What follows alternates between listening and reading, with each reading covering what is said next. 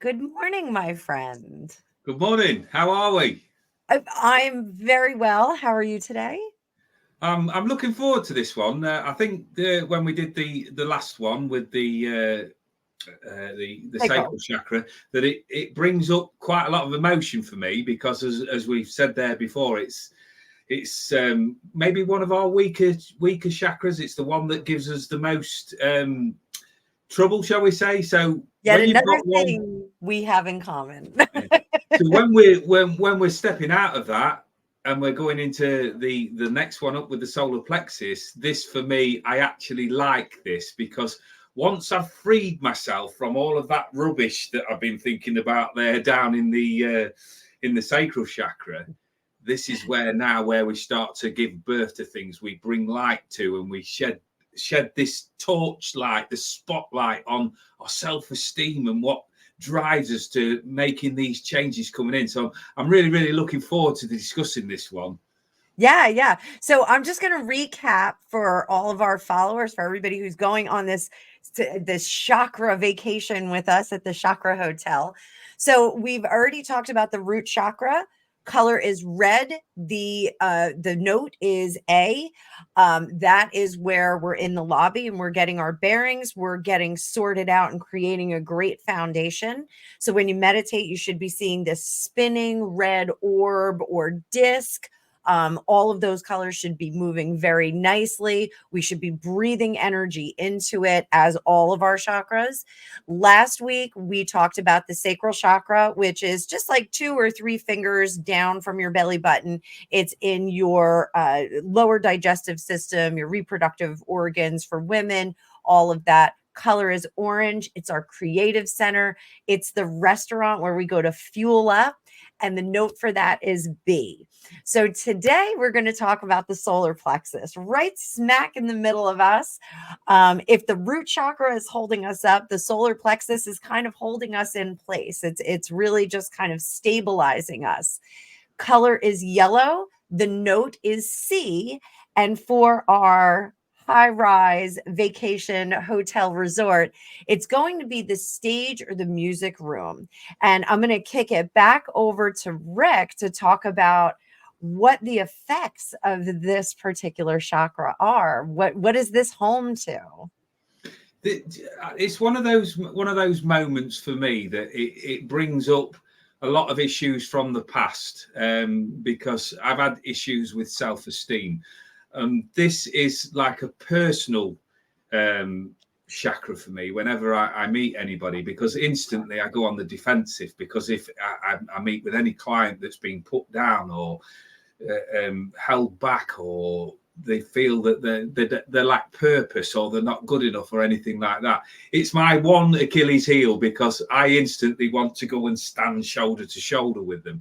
It's one of the chakras for me personally that is ongoing maintenance, that I can't guarantee that because I've experienced that I'm now over it, because every now and again these shadows pop up. But what I get from the solar plexus chakra is that instant warmth. And as tarot readers together, how I link this in is the sun card. And what the sun card always brings in for me is the light.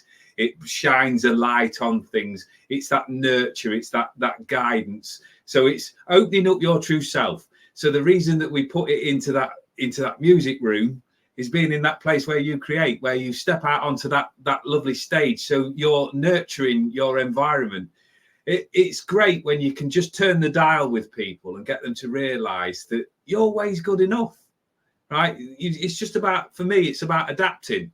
But if you imagine that life's blows every now and again, if you got hit in the solar plexus, it takes the wind out of you. And sometimes it takes time out to recover from that. So when we're sat there and we're dealing with the sunshine chakra, as I'd like to call it, well, if you think about growing plants, right, we're looking at nurturing them. If I grew a plant in the cupboard, right, and I stuck it in there and I didn't give it light and I didn't give it access to any nutrients and I didn't maintain it and look after it in the right way, I opened up the cupboard one day, why would I be surprised that it's not flourished? So when I think about this chakra, it's what I'm going to shed a light on. Right? And whoever you are, and whatever you are, whatever your belief system is when you're watching this, just take account of who you are. Sometimes we've got to adapt. But any trauma, any difficulties, any darkness that we've experienced in our life does take recovery time. So my cure, if you like, is, as we described in one of the earlier videos, is taking time out to sit in your own power. Now, this is the thing that not everybody considers. When we sit in meditation or sit in our own power, we don't necessarily have to be doing anything. We don't have to be going on a journey anywhere. Sometimes I would call it just like an emotional stock take, right? Where you just sit there, glass of water, cup of tea, and just go, do you know what? Bloody hell. I've been through some stuff just recently. Right. But the key thing is that I'm around to consider all of that. Mm-hmm. When I look at that, so when I look at things, how am I going to nurture myself forward? If there's a self-esteem issue, the self-esteem issue is a block. But the key to unlocking that self-esteem block is noticing who's responsible for the way that you're reacting to it. Anything that's prefixed with the word self, well, who's responsible for it? And I say this time and time again to clients when I'm sat doing the shows. Right, if you look at the word self and you take responsibility for it, nobody, and I mean nobody, can make you feel anything. It's the way that you respond to the stimulus that's going on around you. So if you suddenly turn around to somebody who's putting you down, making you lack confidence, or you challenge the way that you was brought up and you want to do something different, you make a change, right? And if you accept that you have got that personal power to make that change, then you're nurturing yourself.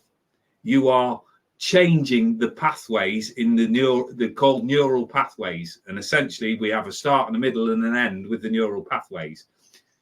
So they just wend along in the same old pattern until new information. It's like having a giant computer that turns out the same program over and over again. To do something different, we've got to put new coordinates in and challenge that input. And that needs a bedding in period. Yeah. So when we're portioning our energy towards, oh, that was a problem, I'm not good enough, again, that's where your energy goes to. So I look at every time I'm dealing with anything around that solar plexus chakra as a performance. Mm-hmm. Right? I can do the best that I can to script my performances. But truthfully, as you've seen here, if you've watched any of my stuff, I don't work well with scripts. I work well with winging it. I work well with being in that live moment. Whatever comes into my mind comes out of my mouth. But that's how I nurture myself. Was I brought up like that? No. You expect to be uniformed or level-headed. Well, it's never worked for me in any walk of life. So if you nurture and shine a light on even your quirks, right? Even your little oddities, right? At least you're being the true, authentic you. Yeah. That encourages growth. So, I think, working with the script, being in the music room, one of the things a lot of my followers know, I trained for music my whole life. One of the things when I was training for voice is one of my instructors would have us press on the solar plexus because that's your diaphragm breathing. And that would make you very conscious about doing diaphragm breathing. And it also would strengthen that diaphragm. So I find when I'm working with the solar plexus, I often put my hands over it. Now, some of you that are watching may find that blocks the energy for the solar plexus, trying to get that energy vibed up. Some of you may find that it bolsters it. So, this is your choice. If you have your hands on it, if you want to do some extra warm up of that solar plexus, rub your hands together and you can put them on there before you start your meditation and just get some more energy in there. I also do like to rub in a clockwise circle on it when I am working on that solar plexus, trying to get it to vibe up. As I said earlier, I feel like it's the tether. So if we're held in space by our crown chakra and our root chakra, this holds us in this space. So we're not kind of wiggling out there and kind of woggly on this energetic string. You know, there are lots of classical hypnosis that will focus on bringing light into the heart chakra as a rooting factor. I find that the solar plexus works a little bit better for me. You may like the heart chakra to root yourself in this wiggly space, but seeing that bright yellow, breathing that in, this is the center of positivity. And one of the things that we'll see when people are in grief, what do they do when people are sobbing? They usually grab their chest and lean over, and they crush that solar plexus. So make sure that your posture is good. Make sure that, you know, you're giving yourself enough room. When I'm working on my solar plexus, I like to do that meditation laying down. This is, again, just a preference for me. I like to be laying down when I do it. For the root chakra, for the sacral chakra, sitting up with a nice firm back works a little bit better. But for the solar plexus, I like to be laying down, because as we go through our day, we just start to slouch down and get, you know, like the weight of the world just gets too much after a while. So if you need to do that, you can change position. There's no one position for all chakras. We are not all yogis. You know, none of us are sitting there suspended in space in, you know, a full lotus and, you know, just kind of vibing on that. You got to work up to that. You have to start someplace. So if you need to lay down to address that solar plexus, please do. You will find it stretches out, and you won't have that crushing factor that you may have when you're in grief or when you're a little bit tired for the day. Again, I want to stress that this is a bright yellow color in there, and the note of C. Everyone loves that C. You know, I always think of the high C that Meatloaf does in Bat Out of Hell. Just, you know, it's one of those notes for me. But you know, the when we see issues with this, when we see evidence of erosion or not this chakra not functioning very well, you will see some depression. You will see some grief, people leaning into that. You'll see that posture start to come down and really just kind of crush that space. It almost eliminates the space for that chakra. So be conscious of that, your posture, the way that you hold yourself, grabbing those stomach muscles to kind of support that chakra is really important as you go through your day, not necessarily in the meditation, but as you go through your day. When we work on this one, we start to feel the corpus, the actual body, start to lift up. You'll feel your rib cage start to lift up. If you're in chiropractic, I'm in chiropractic right now. I'm in physical therapy.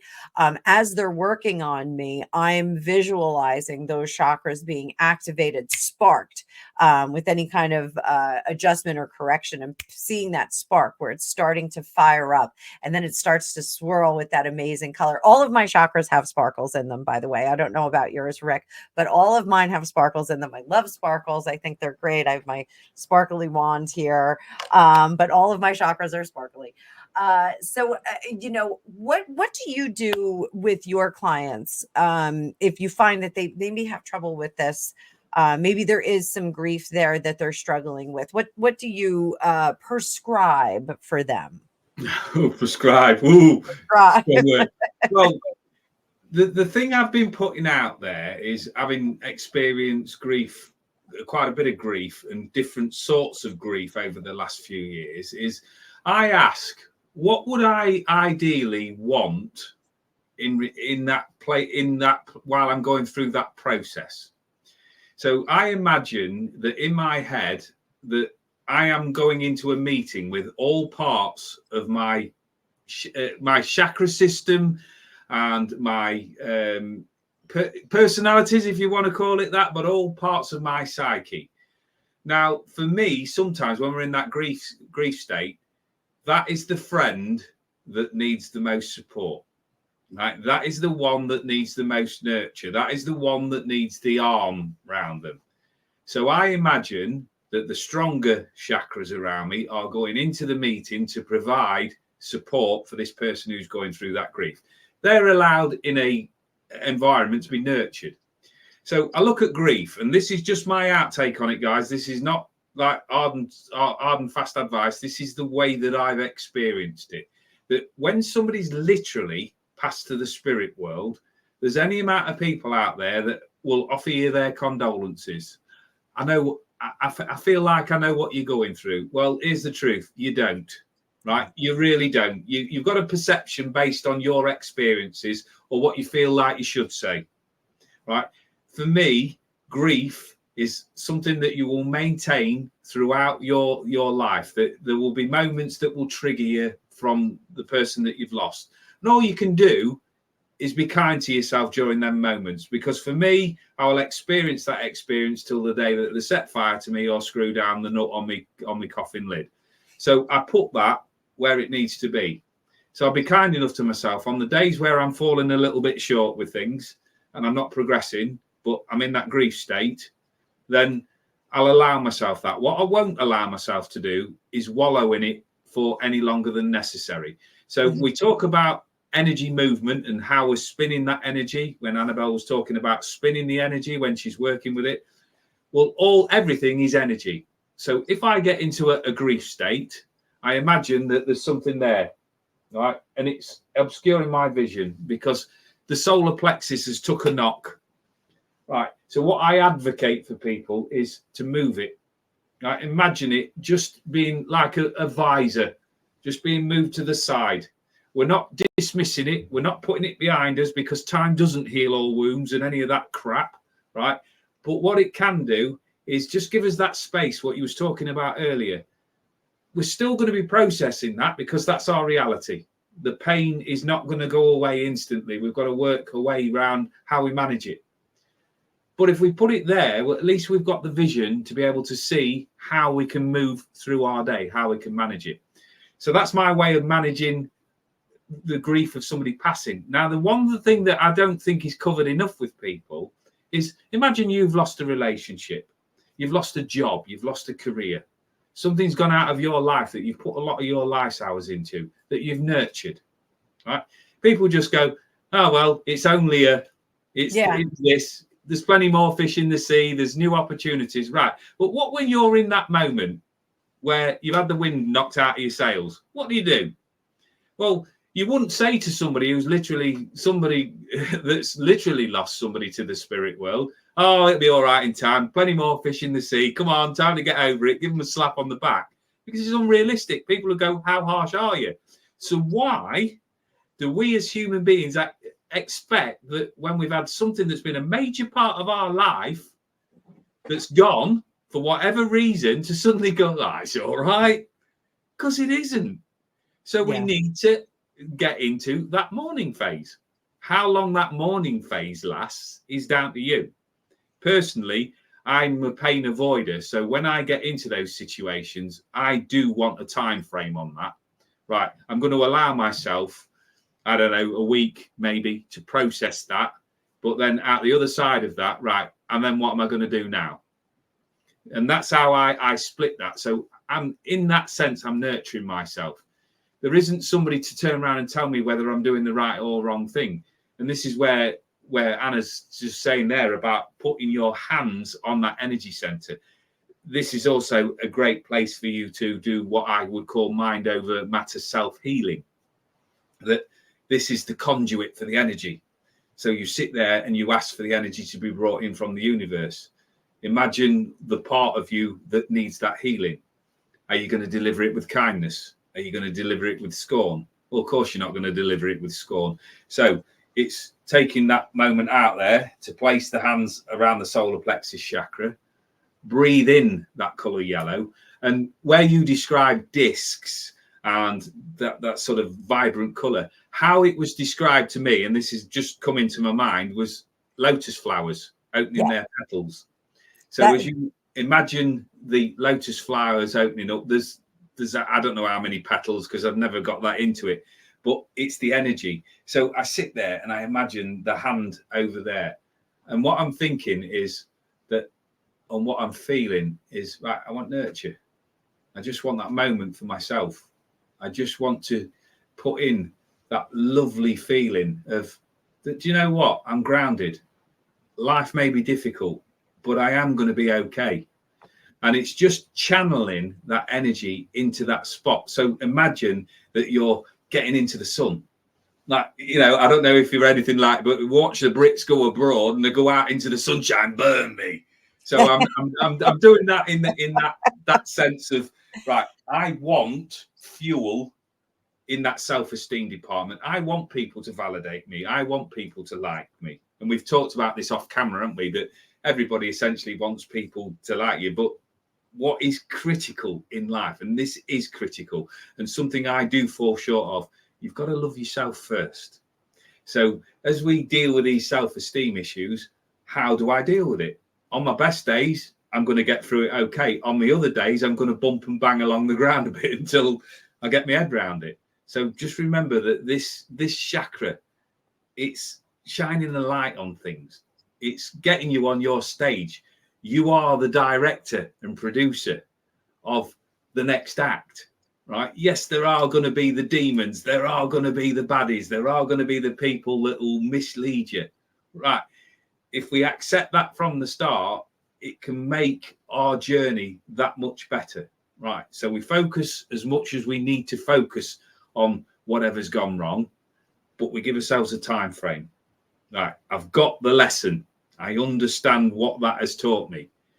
Do not fall for the same prank twice. And then we can write the next chapter of the book. And the only way that we can influence the next chapter of the book is by actually being in that storyline. And this is back to what I was saying earlier in the earlier videos about being in your reality. So nurture yourself. Absolutely. Give yourself that light. Create that wonderful moment on the stage where we're creating that lovely music. But always remember that whatever energy that you need from the universe, there is never a shortage. So if you want to keep asking and keep asking and keep asking, it will be supplied to you. Okay. And you know, I just want to say, if you can't quite love yourself yet, like yourself for this chakra, because in the next one, we're going to get to the heart chakra. And that's where we start to generate all this amazing affluence of love. That's the only way to put it. So, Rick, before we go, I want to give everybody another Kyle Gray, raise your vibration card. Oh, this is great. I love this one. This is a favorite of mine. You are a divine facet of the universe. So what does this mean? This is that we are all a part of the fabric of the universe. We can tap into the good vibes. We can tap into the bad vibes. At this point, having 3 chakras spinning like mad, energized, functioning really well, you are able to be that antenna for the good stuff in the universe. Send out a beacon, send out a call, bring me the good stuff. If you are doing the work, if you are making these chakras spin and thrive, you're going to be able to call in all of that good energy so you can develop and feel good, create good, spread that joy around. Next week we're going to talk about that a little bit more, Rick. So we're doing great on our vacation so far. So we've already gone to the lobby, the restaurant. The restaurant was fabulous. Now we've been entertained in the music room. We've gotten our guts up. We've gotten on stage. We've kind of revealed ourselves to everyone there. Everybody knows Rick and Annabelle at the resort. They're, oh, there goes Rick and Annabelle. They're walking around. So in the next one, we're really going to go the extra mile in the heart chakra. So I'm so glad that everybody's here. Again, I want to stress that this is just a taste of the work that my colleague Rick here does privately.